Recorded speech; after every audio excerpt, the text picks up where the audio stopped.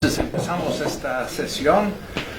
Es un placer para mí introducir a alguien que conocía muy bien hace 20 y tantos años, pero que no he visto en varios años ahora, Petro Wiederholt del Cinvestav, que va a hablar de curvas digitales y su utilidad en el tratamiento de imágenes digitales.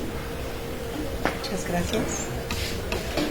Bueno, muchas gracias, Richard. Muchas gracias a todos por venir. Y sobre todo, muchas gracias por haberme invitado, por los organizadores de este evento. La verdad sí me sorprendió porque desde hace muchísimos años no he venido aquí a la UAM, a mi alma mater, ¿verdad? Que sí lo fue, porque aquí estudié mi doctorado.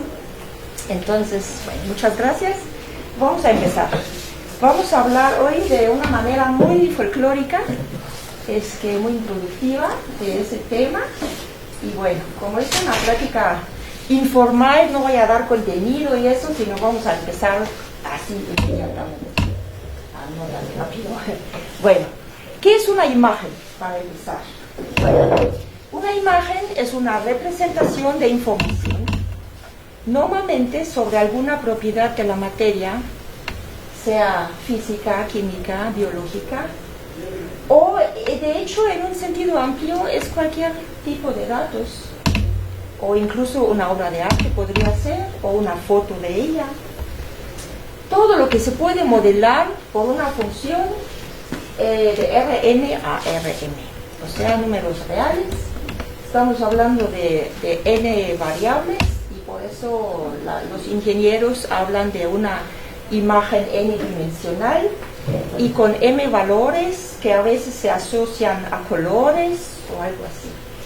En esta plática voy a hablar solamente de imágenes de dimensión 2. ¿Por qué? Porque las puedo dibujar fácilmente, ¿verdad? Y aún así da una buena introducción. Vamos a tratar aquí normalmente imágenes monocromáticas que tienen un solo valor en cada punto y esto se interpreta normalmente como un valor de gris. A veces tendremos imágenes binarias donde ni siquiera son grises sino solo son blancos y negros, ¿sí?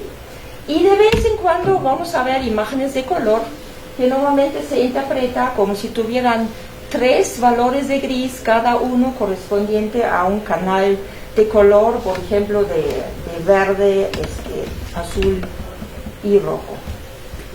Ok, bueno, aquí tenemos ejemplos de imágenes entonces, imágenes 2-dimensionales.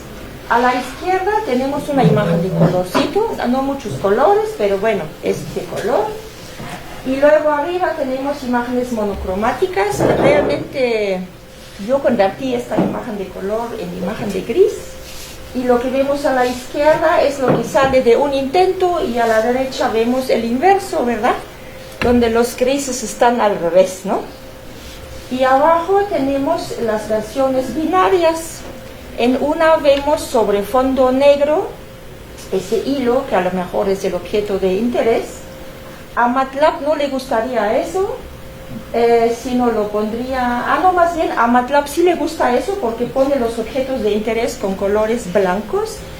En muchos otros sistemas de procesamiento de imagen eso no es común, sino es más común que los objetos sean negros, que se vean sobre fondo blanco. Bueno, imágenes en ese sentido es algo muy amplio, o sea, no estamos hablando necesariamente de fotos, sino imágenes no solo pueden ser adquiridas por cámaras de video o aparatos de fotografía, sino también, es que eso tiene un pointer, ¿no? Sí. Por ejemplo, puede ser adquirida por un microscopio de luz o por un microscopio electrónico, ¿verdad? O puede ser adquirido por el GTM de Puebla, ¿verdad? Por ejemplo, que contribuyó de sacar esta imagen, ¿verdad? Que se hizo famoso hace poquito, ¿no? Del black hole. Este es, por cierto, otro black hole. Bueno, esto es una foto de neuronas que fue adquirido por un microscopio electrónico y estos son glóbulos blancos de nuestra sangre. Y bueno, esa es una foto que no necesita explicación, yo creo, ¿verdad? Ok, bueno. Entonces los ingenieros hablan de tratamiento de imágenes digitales. Bueno, hay unas cosas. Primera pregunta, ¿qué significa digital? Segunda pregunta, ¿qué es tratamiento? Bueno, en un sentido amplio, quiero decir que este término es sinónimo a lo que se dice procesamiento digital de imágenes, o visión por computadora, o visión artificial, o entendimiento de imágenes. En un sentido muy amplio, todo eso significa lo mismo. Ok, ¿qué es el objetivo de esa cosa? Mucha gente dice, bueno, simular la visión del humano, pues no, realmente no es el objetivo de eso. El objetivo es simplemente hacer computadoras capaces de adquirir y entender imágenes, así de simple, ¿no? Y entonces, ¿qué son los objetos de esta ciencia o de esta rama de ingeniería? Son imágenes normalmente digitales, para que sean transformadas, analizadas, interpretadas, clasificadas, pero además en esta área se meten todos los métodos y algoritmos necesarios, medios de programación y técnicos para lograr todo eso. Ok, entonces, ¿qué es una imagen digital? Bueno, imagen ya habíamos definido, una función de RN a RM. Cuando una imagen es en dos sentidos discretizada, ¿qué significa eso? Su dominio de definición, que originalmente era RN, es discretizado hacia un conjunto discreto. Ahorita vemos qué es eso. Y el dominio de valores también es discretizado, nada más que ahí los ingenieros le dicen que es cuantizado. La verdad nunca he entendido por qué usan los dos términos distintos, ¿verdad?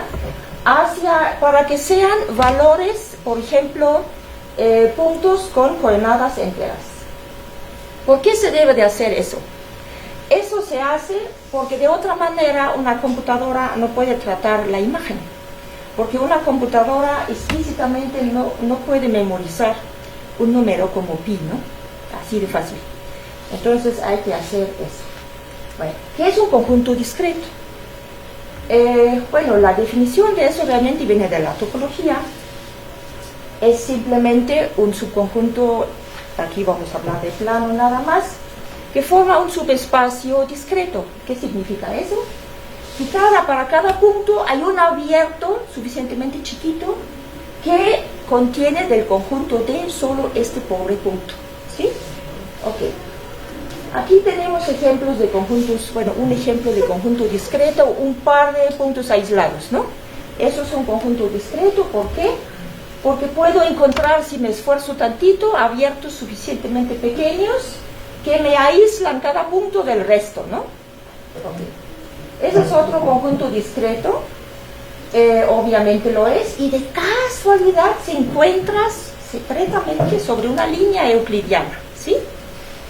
Este es otro conjunto discreto, tampoco no es tan arbitrario, sino estos puntitos también se encuentran sobre líneas rectas euclidianas realmente, y son estas, ¿no? Las que ahora las dibujé y le puse un fondo blanco solo para ver eso, para que veamos que esto es una porción rectangular de Z2, puntos del plano con coordenadas enteras.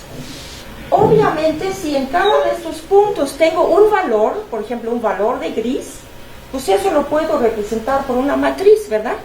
Y eso es lo que los ingenieros llaman una matriz de imagen, y eso es lo que conoce MATLAB o Python o qué sé yo, qué lenguajes de programación, ¿no? Otra observación aquí interesante es que esos puntitos que pertenecen al conjunto discreto comúnmente son llamados píxeles, como picture element, ¿no? Y en realidad, si vemos esas líneas negras que aquí dibujé secretamente, tramposamente, ¿verdad?, forman algo más, una estructura que en matemáticas se llama una retícula. ¿Sí? Líneas horizontales y verticales, y donde esas líneas se cruzan, ese punto lo llaman un punto de retícula, un grid point, ¿sí? Ok. Bueno, pero nadie me fuerza realmente que los píxeles deben de estar a fuerzas así como muy ordenaditamente, o sobre Z2, para nada. Podrían ser estos, ¿no? Los verdes, que tampoco no son tan arbitrarios, sino pertenecen a otra retícula. Aquí está. ¿Cómo ven? ¿Sí? Es la retícula triangular, donde se forman triangulitos. Ok. Bueno, entonces vamos a empezar a hablar de curvas.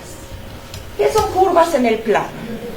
Bueno, curvas son ejemplos de curvas muy simples.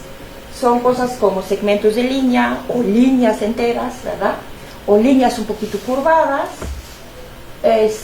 como aquí, o aquí tengo ya una curvita, una polilínea, se dice a veces, o una curvita poligonal, ¿verdad? Que esto solo tiene cachitos de segmentos de línea recta con sus puntitos que los limitan, que luego también los llaman vértices de esta curva, ¿verdad? Aquí tenemos otro, de hecho aquí tenemos un polígono ya, un circulito, un triángulo y una curva un poco loca, ¿no? Bueno, estas curvas aparecen en imágenes, pues claro, aquí voy a poner unas más y aquí está, ¿no? Aquí aparecieron esas curvas en imágenes, ¿no? De diversos tipos, a veces tal vez de pura diversión, pero a veces no tanto, ¿no? Veremos en un ratito más dónde se aparecen estas imágenes, por ejemplo, ¿no? Ok, aquí tenemos otra curva, una que ya vimos hace ratito, y aquí abajo tenemos unas bellas curvas, ¿cómo ven? O sea, que son un poco más sofisticadas, ¿no? Esas curvas, y también aparecen en imágenes, por ejemplo, en los balcones de Tasco, ¿verdad? Aparecen esas curvas, se me equivoco, o aquí hay más ejemplos, ¿no? Eso también es una puertecita de Tasco, ¿verdad? Pertenece a un hotel que está arriba de la montaña, y aquí también se ve, aquí también se ven estos elementos de curva otra vez, ¿no? Y es más, esa escalera misma es una curva, ¿se dan cuenta? ¿Sí? Ok, bueno.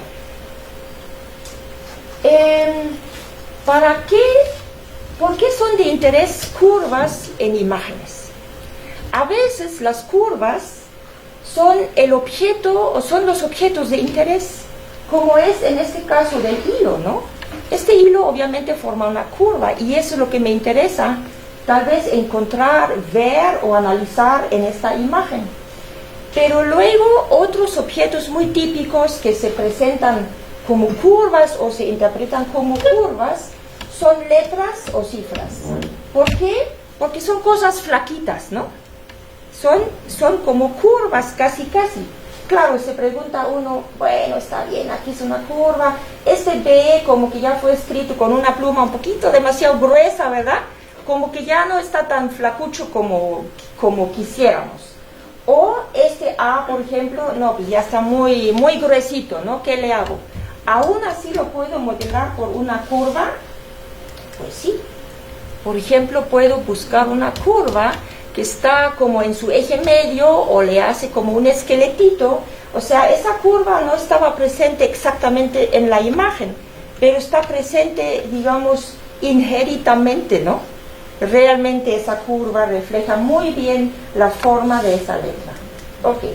O por ejemplo, si alguien escribió una palabrota, ¿verdad?, con una pluma un poquito demasiado gruesa, entonces habrá que inventarse métodos de tratamiento de imágenes para hacerla un poquito más flaca, ¿no?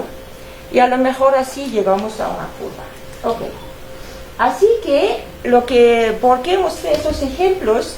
Porque quiero hacerles ver que las curvas pueden ser en las imágenes los objetos de interés de verdad, o esqueletos de objetos de interés, o tal vez contornos de objetos de interés, ¿verdad?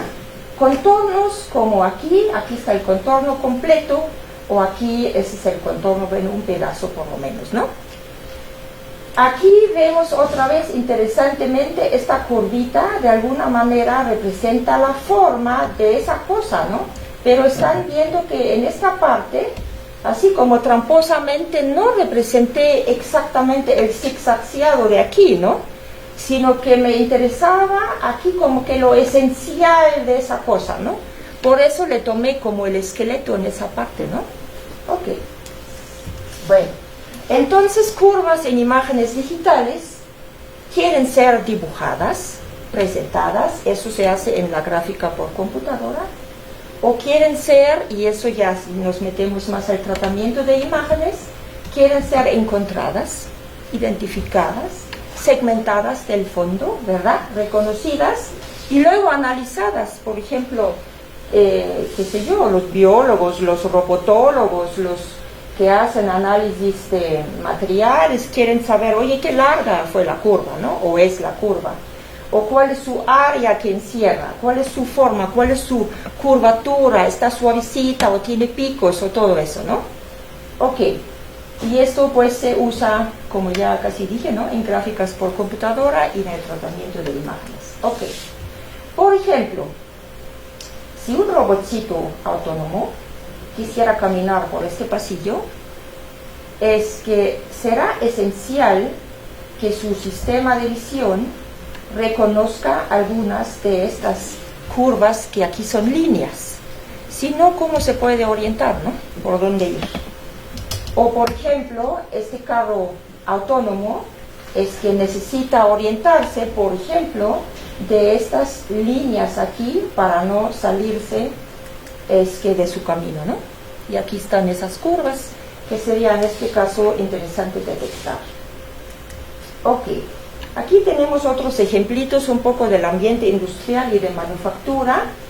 Estos son cositas que donde en una superficie de metal se pone un indentador de diamante y digamos que con cierta fuerza se impregna y esto deja una huella. Y esto es un método estándar de prueba de dureza de estos materiales. Y entonces interesa saber, a veces solamente estas esquinitas, entonces digamos que como que quieren encontrar el rombo que representa esta huella, pero a veces cuando son materiales más suaves, por ejemplo, sí interesa saber realmente la curva con todas sus irregularidades, ¿verdad? Ok, y aquí abajo vemos, pues, vienen las galletitas, ¿verdad?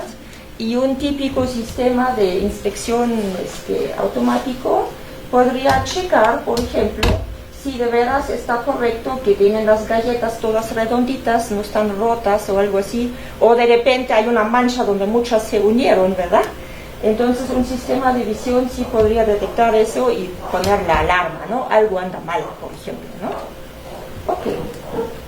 Aquí les quiero mostrar otro ejemplo que es de las áreas que fueron realmente pioneras y de las más importantes de aplicaciones de tratamiento de imágenes, que es el área médica biológica.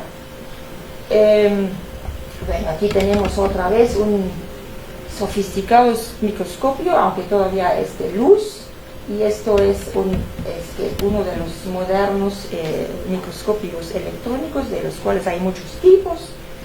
Y bueno, ¿qué pueden detectar? Por ejemplo, aquí vemos glóbulo rojo, glóbulo blanco, plaqueta, que son células de nuestra sangre, ¿no? Ok. Entonces, esto es un ejemplito, otra vez vemos los glóbulos rojos, y cuando los médicos hacen pruebas de anemias o de cáncer, de ciertos tipos de cáncer de sangre, toman estas pruebas, ¿y cómo le hacen aquí? Lo que marqué en azul es una imagen de una prueba normal, nada de enfermedad. ¿Qué se ve aquí? Vemos aquí un tal llamado linfocito, que es una de las varias células de glóbulos blancos, y el resto de esas rositas son eritrocitos o glóbulos rojos. Entonces, ¿cómo debe de ser en una persona sana? Este cuate, el que está aquí, el azul es nada más por tinte, o sea, no tenemos las células azules, aunque fuéramos de la realeza tal vez, ¿verdad? Pero si no, ¿verdad? O sea, el color es un poco artificial. Entonces, ¿qué se busca el médico? Se busca un precioso linfocito como referencia, que debe de medir más o menos un diámetro de 8 micrómetros, y luego compara los glóbulos rojos con él. Deben de medir poquitito menos, deben de estar bien redonditos todos, y así, ¿no? ¿Qué pasa, por ejemplo, aquí? ¿Qué pasa en esta imagen? ¿Por qué esa imagen no es normal? Porque los rojitos están un poco demasiado ovalados y aquí ya hay formas extrañas. Puede uno, es más, además son demasiado de otro tamaño, ¿no? Puede uno argumentar, puro tamaño, encuentro la mancha, el área, ya con eso distingo. Ok, ya ganaste, no necesitaste la curva del contorno. Pero realmente aquí sí, porque hay cosas de otros tamaños que de mala suerte podrían tener el mismo área de las cosas redondas a veces, ¿no? Aquí también hay cosas de formas extrañas, y aquí está la cosa ya de la cachetada, ¿no? O sea, estas células que están así como de formas totalmente irregulares, sobre todo con contornos picudos, están de acuerdo que un cuate como este podría tener el mismo área como este, ¿no? De casualidad. Así que el área ya no sirve para distinguirlos. Se tiene que encontrar los contornos y analizar muy bien su forma, ¿no? Entonces, pues sí sirve esto. Aquí es otro ejemplito, es que de otro tipo de cáncer en la sangre, donde eso inicia con la formación de estos conglomerados y además de formas rarísimas de células. Aquí otra vez, ok, el área se pegaron, está mal, pero este cuate es del mismo tamaño como los normales, tal vez. Pero ¿qué es distinto? Ay, no, su contorno está terrible, ¿no? No está nada suavecito, ya está fibroso, chistoso, ¿no? Entonces, para eso sí sirven, pues, es que saber de las curvas. Bueno, para recordarles que es una curva parametrizada, es la imagen continua de un intervalo, ¿no? Así de fácil. Es que la imagen del punto C, yo tomé el intervalo 0, 1, pero pues puede ser otro. De hecho, la imagen del punto 0 se dice que es el punto inicial de la curva, el otro es el punto final. Por eso esto ya define un sentido de trazado, ¿no? A fuerzas, ¿no? Por la parametrización. Claro, si la curva está de casualidad cerrada, ¿qué significa eso? Que punto inicial, punto final es el mismo. Pues ya, sin más datos de lo que yo dibujé, ya no puedo saber qué trazado tenía eso, ¿no? A la izquierda o a la derecha, quién sabe. Tendríamos que ver un poquito más la función, ¿no? ¿Cuál es el siguiente punto? Esta curva tiene otra propiedad peculiar. Ustedes ven que no se toca a sí misma ni se cruza, ¿verdad? ¿Qué significa matemáticamente? Que la función f es inyectiva sobre 0, 1 si le quito uno de los dos puntos finales, ¿no? ¿Sí? Entonces esa curva se llama simple o curva de Jordan. ¿Por qué son tan importantes las curvas de Jordan? Bueno, acuérdense que, para empezar, tiene dos trazados posibles, reloj contra reloj, ¿verdad? ¿Y cuál es lo importante ahí? Bueno, es el famoso teorema de la curva de Jordan, todos han escuchado de él, ¿verdad? Que una curva de Jordan separa el plano en dos partes, ¿sí? Es que la parte interior, aunque no es el interior topológico, pero es lo que encierra, ¿no? Hay que tener cuidado con este abuso de conceptos. Bueno, lo que encierra es algo acotado siempre, es algo conexo, por lo tanto no puede tener hoyos, nada de eso, ¿verdad? Lo de afuera no es acotado porque es el resto del plano, ¿verdad? Pero también es conexo.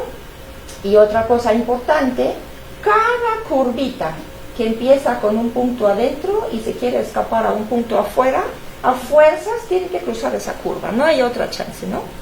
Ok, pero saben, a lo mejor han escuchado que curva de manera más general se define, es que en la topología como un continuo de dimensión 1, es mucho más general esa definición, incluye la anterior obviamente.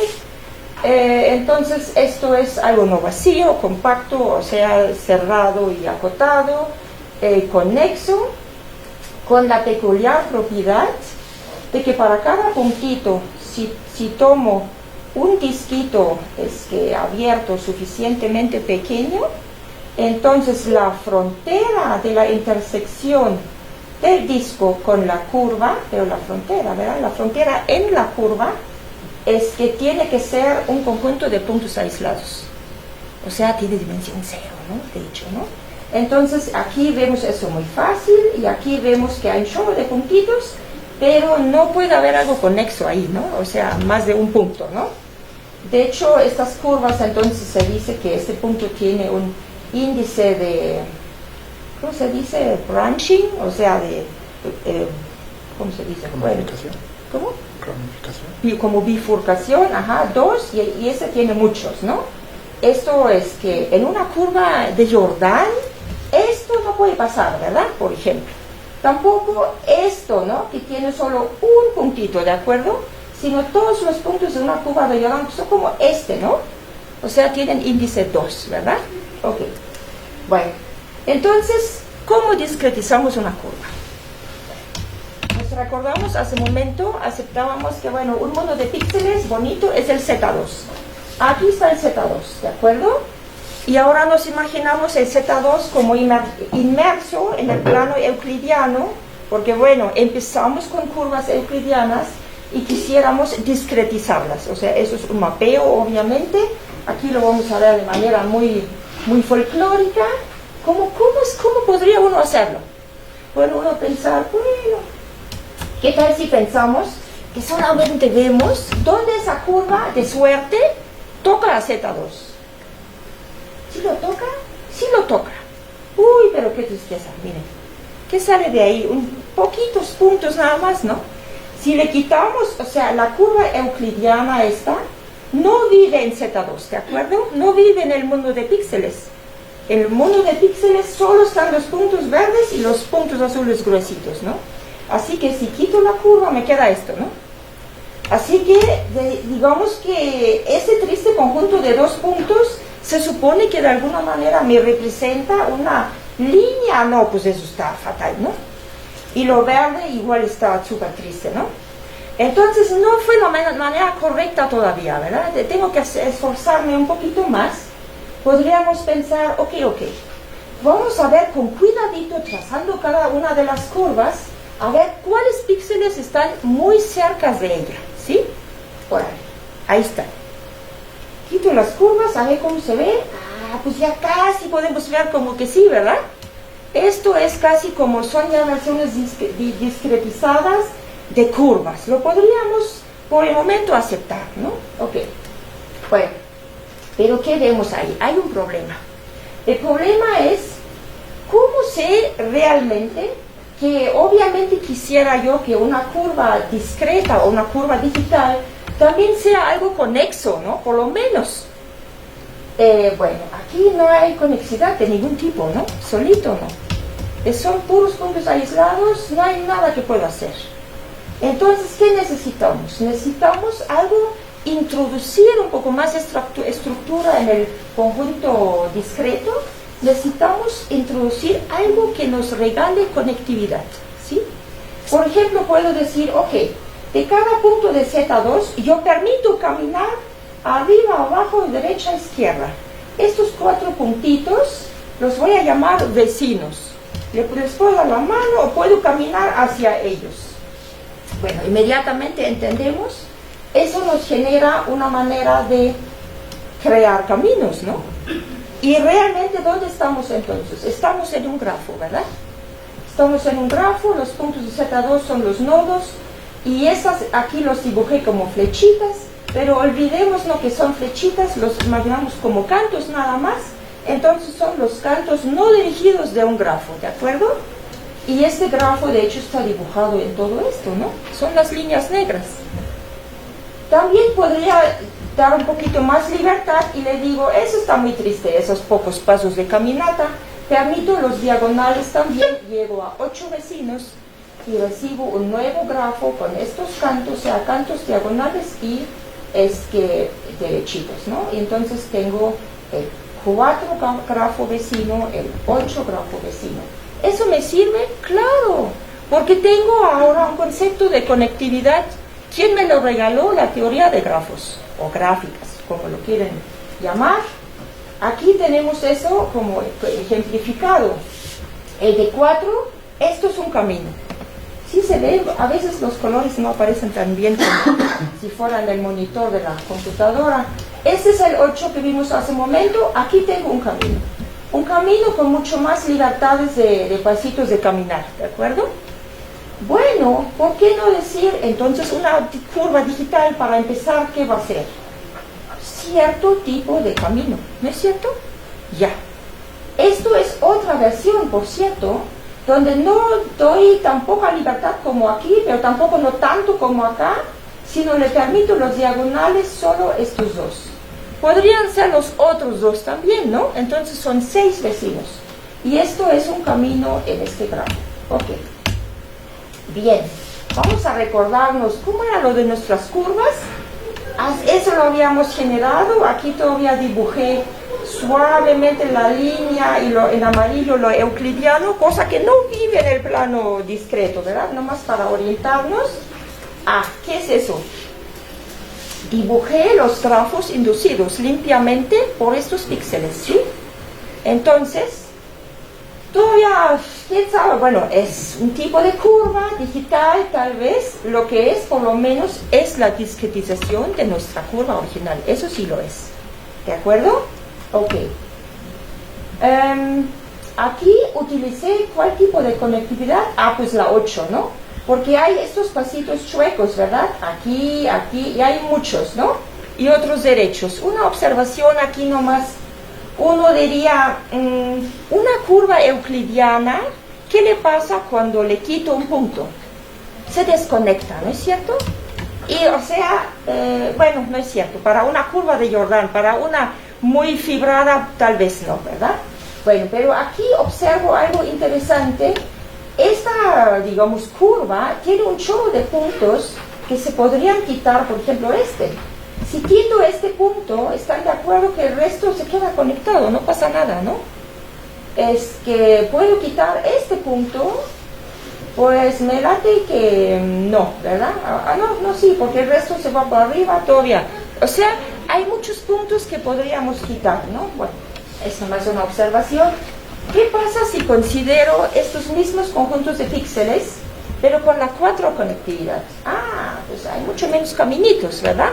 Mucho menos cantos. Entonces, ¿qué vemos? Híjole, esa curva que originalmente era conexa, ¿verdad? Para 8 conectividad se mantenía la conexidad bajo la discretización. En la 4 no, se hizo pedazos, ¿de acuerdo? Bueno, suele pasar, ¿no? Ok. Bueno, ¿qué es entonces una verdadera curva bonita digital? O sea, de Jordan, simple, no se toca a sí misma, todo eso bonito. Ya en términos de teoría de grafos, eso es un ciclo. O sea, un subgrafo donde cada nodo tiene valencia 2. ¿Qué observamos ahí? Pues eso es de 4 conectividad, esta es de 8. Una 8 curva de Jordan nunca puede tener una esquina aquí. ¿Están de acuerdo? ¿Por qué? Porque entonces este puntito ya no tendría valencia 2. ¿Sí? O sea, esas esquinitas para la 8 no son permitidas. ¿Sí? Tiene que ser siempre suavizado. Ok. Bueno, si quisiéramos definir curva digital, quisiéramos por lo menos que valga algo equivalente a un teorema de Jordan, ¿no? ¿Qué significaba eso, por ejemplo? Pues que una curva separa su interior del exterior, ¿verdad? ¿Qué vemos aquí? Esto es o sea, ahora dibujé los píxeles como cuadrados, fíjense, ¿sí? Así nomás me dio la gana, ¿no? Ahora no los dibujé como puntos, sino píxel igual cuadrado. Ok, es otra representación nada más. Entonces aquí eso es una curva de una 4 curva, es una 8 curva. Es simple, parece que sí. No, todos tienen valencia 2, perfecto, precioso, ¿no? Así que es una curva de Jordan bajo 8 conectividad. Pero ¿qué es esto amarillo? Esto es otra curva bajo 8 conectividad, ¿a poco no? ¿Y qué hace? Esta curva increíblemente se mete para dentro de la azul y se sale. Fíjense nomás, ¿sí? Y no pasó ningún punto de ella, es punto de la curva azul. ¿Cómo lo hizo? Lo hizo secretamente, ¿no? O sea, eso está mal. Esta también, de adentro, chin, se escapó para afuera, ¿no? Puede uno pensar, no, la 8 con habilidad no sirve, ¿no? Vamos a usar la 4. Bueno, para la 4, esta curva que dibujé ahí no es una curva para empezar, ¿no? No, ni siquiera es un 4 camino, ¿no? Ok, pero esta sí es, ¿no? Esta es una 4 curva simple, preciosa. Puede uno pensar, ya, está muy bien, nada se puede escapar, correcto. Pero aquí hay otro problema chistoso, fíjense. Estos dos cuates no son 4 vecinos, ¿de acuerdo? O sea, bajo 4 conectividad, aquí no hay conexión. O sea, eso está, como separado, ¿no? ¿Eso qué significa? Que el interior, lo que encierra esta curva, esta parte es una componente de conectividad y esta es otra. ¡Chin! ¡Qué chistoso!, ¿no? Eso también está mal. O sea, la 4 tampoco nos sirve, entonces tiramos toda la basura. No, pues ¿cómo crees, no? ¿Qué hacemos? Ahí viene el truco.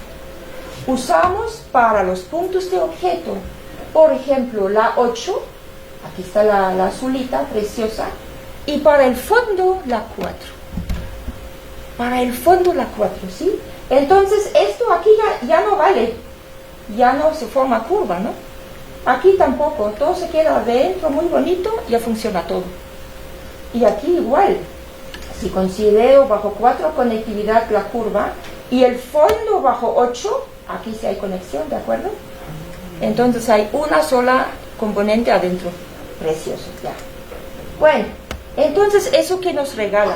Este concepto teórico nos regala el concepto correcto de lo que es un contorno bajo el modelo de los brazos. Ahorita vamos de tiempo nomás para...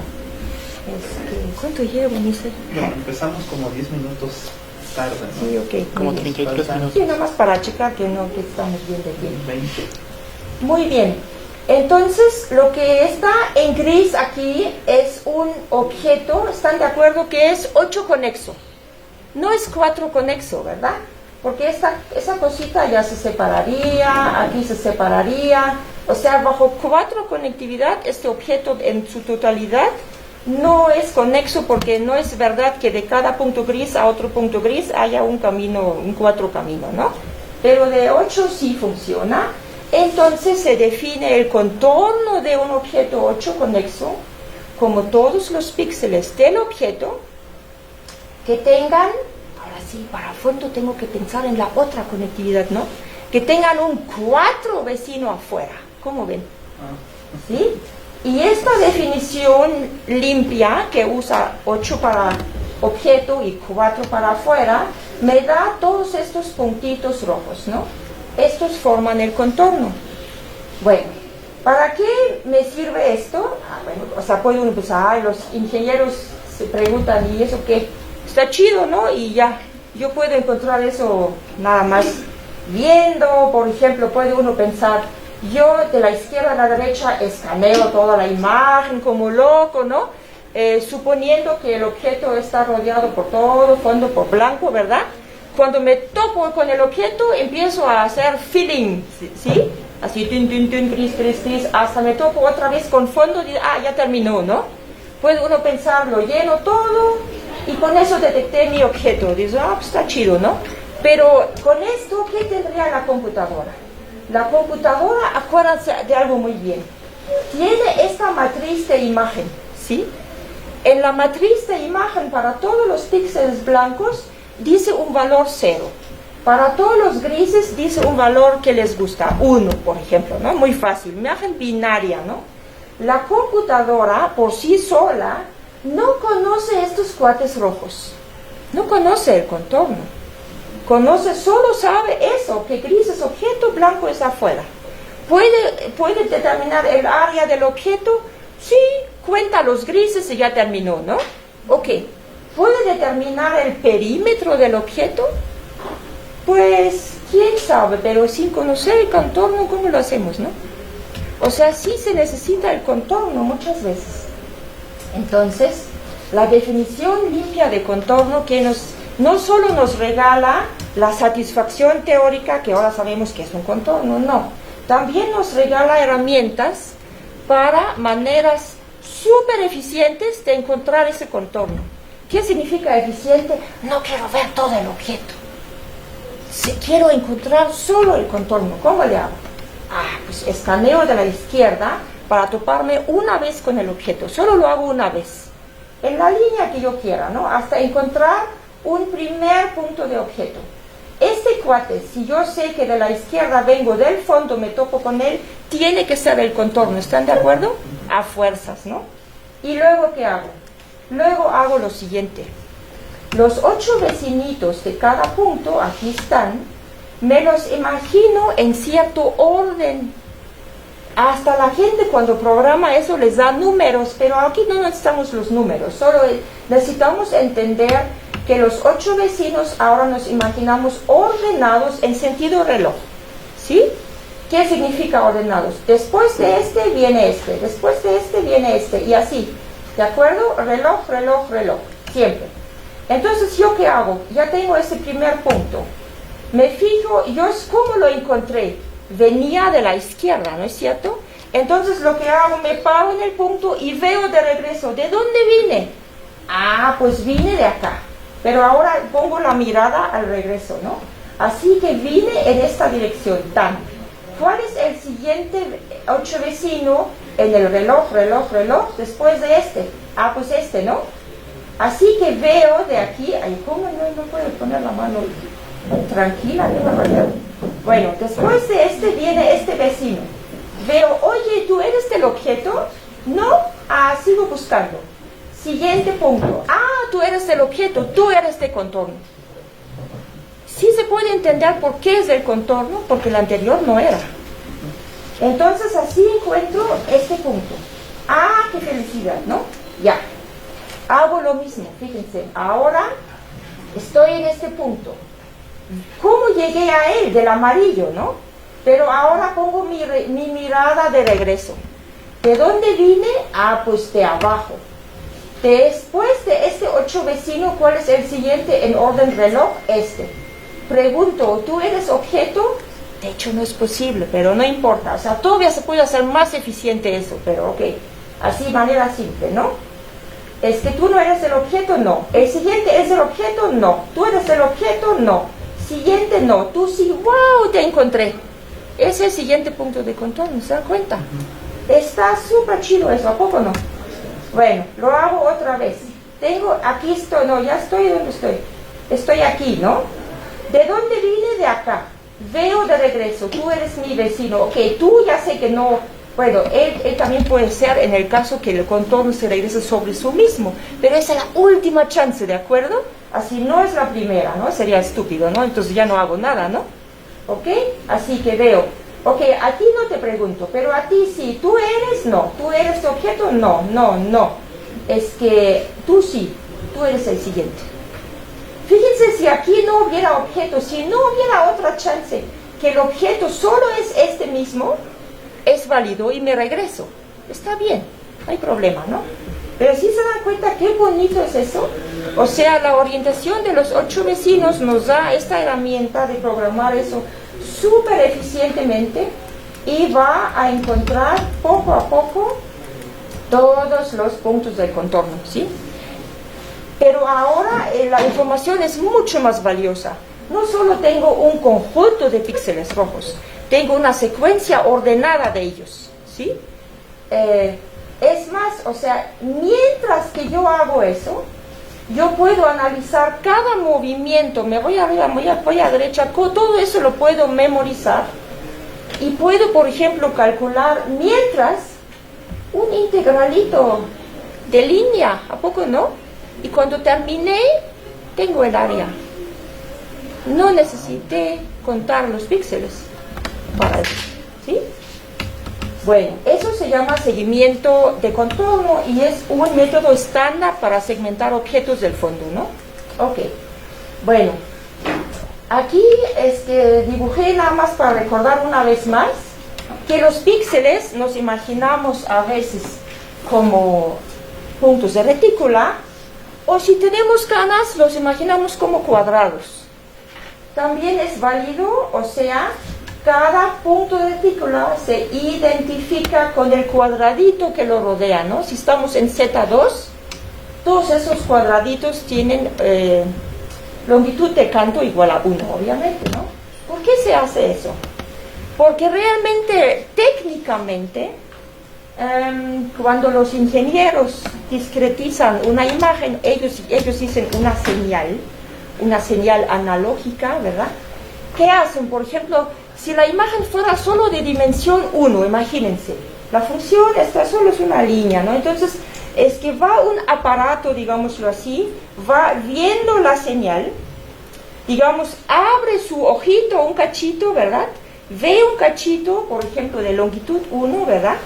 Lee todos los valores analógicos de esta señal y hace algo con ellos. Por ejemplo, los suma, los integra, le toma un promedio, qué sé yo, cosas así. Entonces recibe un valor y este valor lo va a regresar al píxel que va a representar ese cachito. Luego sigue el aparatito, eso se llama un frame grabber, ¿no? Lo que hace es cacha literalmente un frame, ¿no? Un cachito. Ahora, si la imagen fuera unidimensional, no hay ninguna duda cómo lo puede hacer, pues por intervalitos, ¿no? Pero ya para una imagen dos-dimensional, como que ya no es tan trivial preguntarse, oye, ¿cómo se ve ese ojo, no? Ese ojo que ve un pedacito del mundo euclidiano, ¿sí? Y lo convierte en lo que aprendió ahí de ver, esto lo convierte a un valor de una señal o de una imagen digital, ¿no? Entonces, una idea muy estándar es imaginarse que el aparato podría ver el pedazo de un cuadrado. Es muy idealizado eso. Normalmente solo ve un círculo. Entonces, ¿se imaginan que realmente cada cuadradito sería un círculo? Hay un montón de información que se pierde en medio, ¿a poco no? Sí, porque ya no cubren, ¿no? Bueno, pero ese es el modelo pues más sencillo, que fueran cuadrados. Ok, bueno, hay otros modelos, ¿eh? Por cierto, por ejemplo, si uno piensa, bueno, ese es el que ya conocemos, ¿no? Dijimos que píxel igual cuadrado, el píxel es identificado con un cuadrado. Ok, puedo después preguntarme, bueno, aquí tengo el cuadrógrafo vecino dibujado, ¿no? Entonces, ¿cuándo son dos píxeles cuatro vecinos? Cuando sus cuadraditos tienen un lado en común, ¿no es cierto? Ok, también lo puedo formular así. Ahora, ¿qué pasa si el frame grabber, que discretiza la señal analógica de imagen, en la primera línea, digamos que abre su ojito para integrar cierta zona y genera un píxel aquí, siguiente, pero la siguiente línea empieza retrasado? Por alguna razón no empieza igual, o sea, no produce Z2. ¿Qué significa? Que este cuate no está abajo de él, ¿no? Es más, este está en medio de estos dos, o sea, solamente es un shifting tantito, no es nada más, ¿no? Pero eso ya causa que no estoy en Z2 chino, los píxeles es otro conjunto, es este conjunto. Y resulta ser que para esto yo puedo interpretar es que después el píxel como un hexágono, y cuando los dos hexágonos tienen un lado en común, le pongo el canto y esto coincide exactamente con el grafo vecino natural que podría yo introducir aquí, que es donde cada nodo tiene 6 vecinos. Pero igual teóricamente, y no solo tan teóricamente, podríamos imaginarnos píxeles que fueran triángulos, ¿sí? Que también llenan el plano en una tessellation, ¿verdad? En un mosaiqueado, y entonces eso corresponde a otro grafo vecino. Ok, bueno, ya casi terminamos. Aquí tenemos otra vez esto, lo que acabo de decir. Lo amarillo, aquí están mis grid points. Cada grid point identificado con un cuadrado. Ok, vamos a decirnos, podemos no importarnos, o sea, digámoslo así, si este cuadrado realmente es cerrado o no. Un cuadrado normalmente nos imaginamos como cerrado, ¿no? O sea, incluye su frontera, ¿de acuerdo? Ok, pero igual podríamos pensar que este cuadrado no incluye la frontera. ¿Por qué? Porque el aparato con el cual me asomo a ver el mundo real o el mundo euclidiano es como una ventana. Por una ventana observo el mundo, pero la ventana tiene un margen, ¿verdad? Y en este margen no veo, solo veo lo de adentro. Entonces todo esto amarillo aquí, que no sé si de lejos lo ven, que no llegué a la frontera exactamente, ¿no? Es como un sistema de ventanas con el cual yo me asomo al universo, ¿no? Yo me asomo al mundo euclidiano, que desde Newton es el modelo más aceptado para describir el universo, y a lo mejor no es correcto, ¿verdad? Pero bueno, o sea, en el plano euclidiano siempre está visto para el tratamiento de imágenes como la verdad, ¿no? Como el ground truth, ¿no? Eso es, ¿no? Y el resto lo que hacemos con cosas digitales son aproximaciones, ¿verdad? Pero bueno, ¿qué hacemos aquí? Nos asomamos al mundo y después es que teóricamente, ahora sí, matemáticamente, extendemos este mundo de los cuadrados, todos son solo abiertos, por lo que les falta. ¿Por qué? Para llegar a una descomposición del plano. ¿Qué me falta? Me faltan estos cachitos, segmentos de línea, me faltan estos puntos, ¿sí? Bueno, bajo ciertos modelos que ahorita no vamos a discutir, que tienen que ver con la topología, es que esto es una descomposición única en cierta manera, que es generada por este sistema de ventanas, ¿sí? ¿Por qué? Porque los segmentitos de línea azules es lo máximo, sin sus puntos finales, que pertenece a la cerradura de dos de estas ventanas amarillas, ¿no? ¿De acuerdo? Y entonces introduzco una nueva estructura. Antes teníamos vecinos. ¿Esto qué era? Una relación simétrica, o sea, para un grafo no orientado, ¿no? Ahora introduzco una relación, pero sobre todos estos elementos, los puntos, los segmentitos y los cuadrados. Una relación de fronteriza. Natural, ¿verdad? Punto, fronteriza, segmento de línea, cuando está en la cerradura de él. ¿Sí? Estaba muy chido, ¿no? Bueno, esta estructura, un conjunto de células con con un orden parcial, eso se llama un complejo celular. ¿Sí? Entonces, uy, esa imagen está un poco desenfocada, perdón, la agrandé mucho. Entonces, perdón, estoy. Esta cosa me crea otro tipo de conectividad. ¿Por qué? Porque yo puedo decir dos elementos que ahora son células, ¿no? Que ahora pueden ser puntos, segmentos, cuadrados. Dos puedo caminar de un elemento al otro siempre y cuando uno fronteriza al otro. ¿Qué les parece? Y no me importa si uno es más gordo o sea, el primero es más flaco que el segundo o al revés. ¿Qué significa? Que realmente estoy simetrizando esa relación, ¿de acuerdo? Es la simetrización de eso. Entonces llego a conectividad, ¿no? Entonces puedo hacer caminos otra vez. Esto es un camino cuadradito, fronterizado por punto, fronteriza a segmento, fronteriza a cuadrado, y así se dan cuenta. No me importa qué dimensión tienen esos elementitos, como cositas del plano euclidiano, ¿verdad? Los puedo conectar, pueden formar caminos cuando simplemente cada dos consecutivos cumplen que uno fronteriza al otro, ¿no? ¿Ok? Bueno,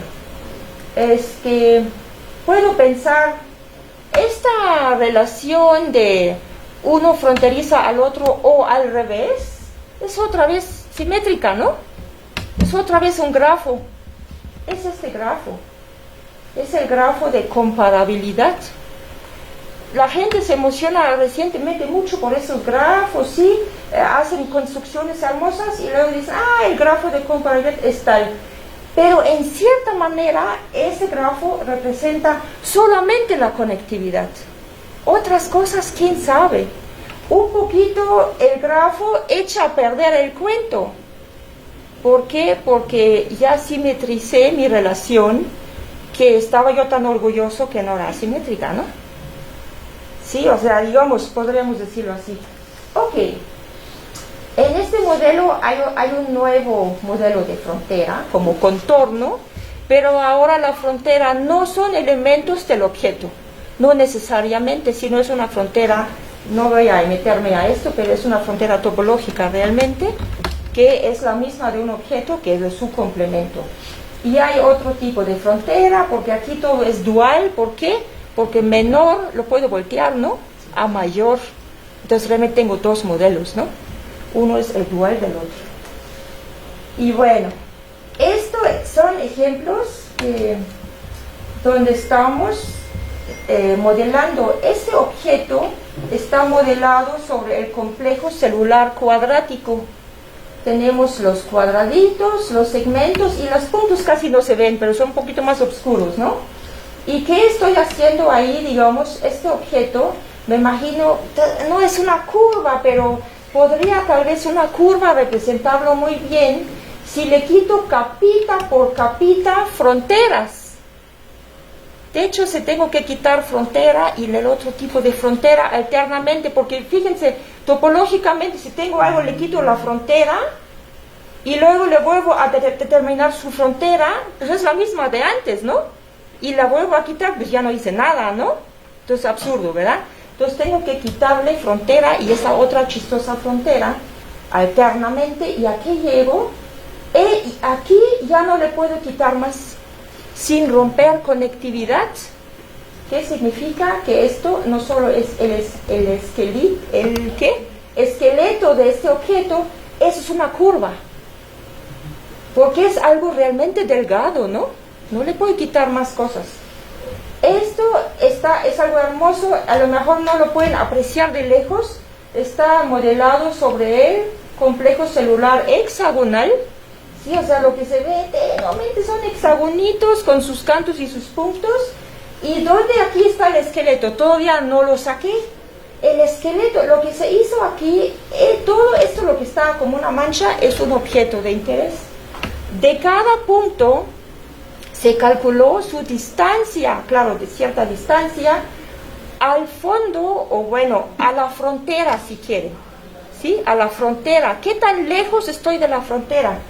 Si estoy muy cerca de la frontera, recibo un color muy blanquito. Si estoy más lejos de la frontera, recibo un color más gris, más fuerte. Así que los que están aquí en medio son los que recibieron los máximos colores de distancia a la frontera. Entonces, de alguna manera, aquí, entre los máximos locales de estos valores, está escondido el esqueleto. ¿A poco no? Claro que es todavía un reto sacarlo, ¿no? Y para que salga conexo, ¿verdad? No es nada trivial. Bueno. Y aquí, último ejemplito. Esto es un objeto que realmente no es muy apropiado como para ser representado por su esqueleto, pero digamos, lo hicimos de onda, ¿no? Así de, porque quisimos, ¿por qué? Porque quisimos observar cosas ahí. Esto es el esqueleto que salió de adelgazándolo, quitándole capita por capita, como una cebolla, ¿no? Otra y otra y otra, hasta que llego a puntos que digo, no te puedo quitar porque rompo conexidad, ¿no? ¿Ok? Bueno, eso se hizo, y este detalle de aquí está representado acá. ¿Ven sobre qué complejo celular estamos? Sobre triángulos. Los píxeles son triángulos, ¿sí? Y luego los cantitos y los puntos. Y aquí se puede apreciar que este esqueletito tiene, por ejemplo, un punto frontalizando un segmento, frontalizando un triángulo. Tiene los tres elementitos, ¿no? No se puede quitar nada, pero esto significa que, bueno, el resultado es una curva, se supone, ¿verdad? Pero tiene partes gruesitas, ¿no? Que no es muy deseable, todavía no se ha podido realmente solucionar esos problemas, ¿no? Ok. O sea, en otras palabras, bajo cierto tipos de dimensión, que por cierto tiene que ver con un concepto topológico de dimensión. Definitivamente ese esqueleto tiene dimensión 2 y no 1 como debería tener. ¿Sí? Bueno, muchas gracias.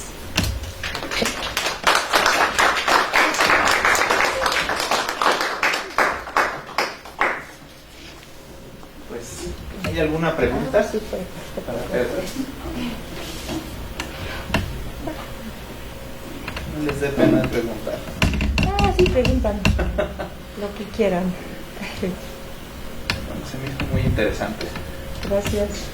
Bueno, agradezcámosle a Petra de nuevo. Muchas gracias.